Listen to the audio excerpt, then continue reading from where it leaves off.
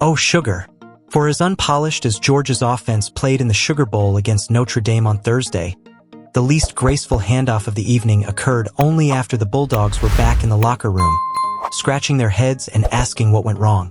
And while the Fighting Irish's 23-10 victory in the college football playoff semifinal game will certainly be one to remember, the trophy ceremony was one to forget.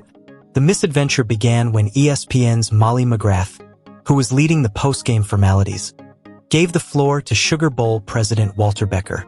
Except, she didn't give him the microphone. Becker opened his mouth to begin his speech but suddenly halted.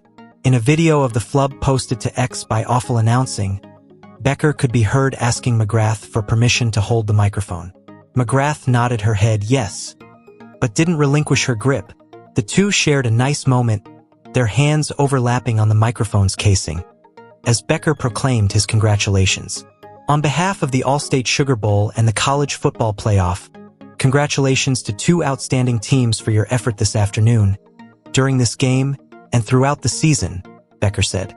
When the president pulled his hand away and McGrath resumed sole control, the ESPN reporter stepped up toward Fighting Irish head coach Marcus Freeman in preparation for the trophy presentation. Except, Becker wasn't quite finished. He tapped McGrath on the shoulder and placed his hand back over top of hers on the mix case. Becker picked up where he left off.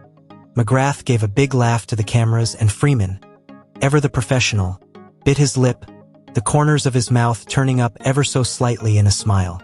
And now, it is my pleasure to present the All-State Sugar Bowl trophy to Coach Marcus Freeman of the Notre Dame Fighting Irish. Becker concluded emphatically.